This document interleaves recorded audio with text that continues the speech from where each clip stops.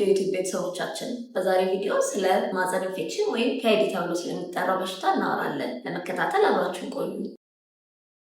የማህፀን ኢንፌክሽን ወይም በሕክምናው ዓለም ፐልቪክ ኢንፍላማቶሪ ዲዚዝ ብለን የምንጠራው በሽታ በሴቶች የመራቢያ አካላት ማለትም በማህፀን ቱቦዎች እና በእንቁልጤ ላይ የሚከሰት ኢንፌክሽን ነው። ይህ ኢንፌክሽን የሚመጣው አንዳንድ ባክቴሪያዎች ከብልት አካባቢ ወደ ማህፀን ሲጓዙ ነው። ለማህፀን ኢንፌክሽን መከሰት ብዙ አይነት ባክቴሪያዎች ተጽዕኖ ቢኖራቸው በዋነኝነት ጨብጥና ክላሚዲያን የሚያስከስቱት ባክቴሪያዎች ይጠቀሳሉ። እነዚህም 90% የሚያሉ ማህፀን ኢንፌክሽኖችን እንደሚያመጡ ይገመታል። እነዚህ ባክቴሪያዎች ብዙ ጊዜ የሚተላለፉት በግብረ ስጋ ግንኙነት ነው። አንዲት ጨብጥ ወይም ክላሚዲያ የያዛት ሴት በጊዜው ሕክምና ካላገኘች እነዚህ ባክቴሪያዎች ወደ ማህፀኗ ሄደው የማህፀን ኢንፌክሽን ሊያስከስቱ ይችላሉ። የማህፀን ኢንፌክሽን ከእነዚህ ባክቴሪያዎች በተጨማሪ እንደ ባክቴሪያል ቫጂኖሲስ በሚባሉ ኢንፌክሽኖች ምክንያትም ሊከሰት ይችላል። ከዚህ በተጨማሪ በተፈጥሮ በሰውነት ውስጥ የሚገኙ ባክቴሪያዎችም ሊያስከስቱት ይችላሉ።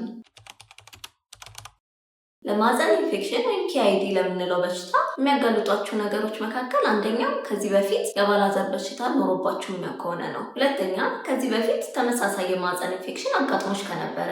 ሶስተኛ እድሜሽ ከ25 ዓመት በታች ከሆነና የግብረ ስጋ ግንኙነት ማድረግ ከጀመርሽ። ምክንያቱም ይህ በሽታ 18 እስከ 24 የእድሜ ክልል ውስጥ ባሉ ሴቶች በብዛት ይታያል። አራተኛ ከአንድ በላይ የወሲብ ጓደኞች ካሉሽ ወይም የወሲብ አጋርሽ ብዙ የወሲብ አጋሮች ካሉት። አምስተኛ በግብረ ስጋ ግንኙነት ጊዜ ኮንዶም በአግባቡ ማትጠቀሚ ከሆነ።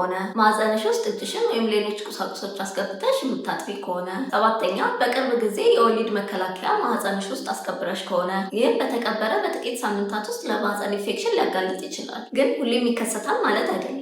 ስለዚህ የወሊድ መከላከያ ማህፀንሽ ውስጥ ከማስከበረሽ በፊት የአባላዘር በሽታ ምርመራ ብታደርጊ ጥሩ ነው። ብዙ ሴቶች የማህፀን ኢንፌክሽን ምልክቶች አያሳዩም። ስለዚህ ኢንፌክሽን ይኖርባቸው ላይታወቅ ይችላል። ምልክቶቹ ከታዩ ደግሞ ቀለል ያሉ ወይም ከባድ ሊሆኑ ይችላሉ። ምልክቶቹ ከታዩ የሚከተሉትን ምልክቶች ሊያጠቃልል ይችላል። አንደኛ በታችኛው የሆድ ክፍል ላይ ህመም መሰማት። ሁለተኛ ከማህፀን የሚወጣ መጥፎ ሽታ ያለው ያልተለመደ ፈሳሽ መኖር። ሶስተኛ ከወር አበባ ውጪ የሚታይ ደም መፍሰስ መኖር ወይም የወር አበባ መዛባት። አራተኛ በግብረ ስጋ ግንኙነት ወቅት ህመም መሰማት። አምስተኛ ትኩሳትና ብርድ ማለት። ስድስተኛ ማቅለሽለሽ ወይም ማስመለስ። ሰባተኛ ቶሎ ሽንት መሽናት ወይም ሽንት በሚሸኑበት ጊዜ ማቃጠል ስሜት መኖር። በመጨረሻ ደግሞ በሆድ በቀኝ በላይኛው ክፍል ላይ ህመም መሰማት። ነገር ግን ይህ ብዙ ጊዜ አይከሰትም። ስለዚህ እነዚህ ምልክቶች ካየሽ በአፋጣኝ ሐኪም አማክሪ።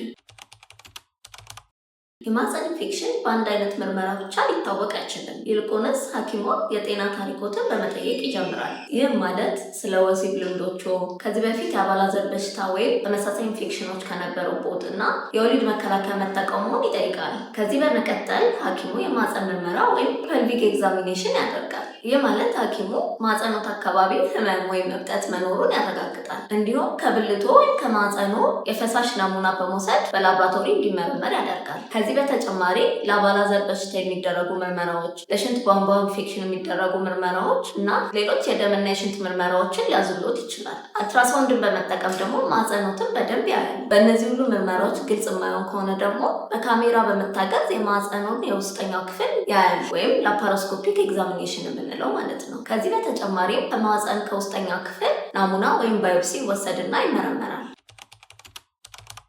የማህፀን ኢንፌክሽን ህክምና እንደ ምልክቶቹ፣ እንደ እድሜውና እንደ አጠቃላይ ጤና ሁኔታው ሊለያይ ይችላል። በተጨማሪም እንደ ህመሙ ክብደትም ይለያያል። በመድኃኒት የሚደረግ ህክምና ለኢንፌክሽኑ መንስኤ የሚሆኑ ባክቴሪያዎችን ለማጥፋት ይጠቅማል። ነገር ግን አንድ የማህፀን ኢንፌክሽኑ ተፈጥሮ ጠባሳ ፈጥሮ ከሆነ እሱን ጠባሳ ማጥፋት አይችልም። የማህፀን ኢንፌክሽን ዋነኛው ህክምና የጸረ ባክቴሪያ መድኃኒት ሲሆን እነዚህ መድኃኒቶች አብዛኛውን ጊዜ ለ14 ቀን የሚሰጡ ሲሆን በላቦራቶሪ ምርመራ ባክቴሪያው ምንነት ከተረጋገጠ በኋላ እንዳየባክቴሪያ ጊዜው ሊረዝም ወይም ሊያጠር ይችላል። ህክምናው እየሰራ መሆኑን ለማረጋገጥ በየጊዜው ክትትል ማድረጉን አይርሱ። በተጨማሪም የምልክቶች መሻሻል ቢታየም መድኃኒቱን በጭራሽ ሳይጨርሱ እንዳያቋርጡት። ሌላኛው ህክምና ደግሞ የወሲብ አጋሩ ህክምና ነው። ቅድም እንደተነጋገርነው አብዛኛውን ባክቴሪያዎች በወሲብ ምክንያት የሚመጡ ናቸው። ስለዚህ እርስዎ ታክሞ የወሲብ አጋሩ የማይታከም አይነት ከሆነ እነዚህ ባክቴሪያዎች መልሰው ይይዞታል። ህክምናውን ጨርሰው ፈጽሞ ምልክቶቹ እስኪጠፉ ድረስ የወሲብ ግንኙነት ፈጽሞ እንዳያረጉ። ነፍሰ ጡር ከሆኑ፣ በጣም ከታመሙ ከታመሙ ወይም ደግሞ መግል የያዙ እብጠቶች በማህፀን ላይ ከተሰራጩ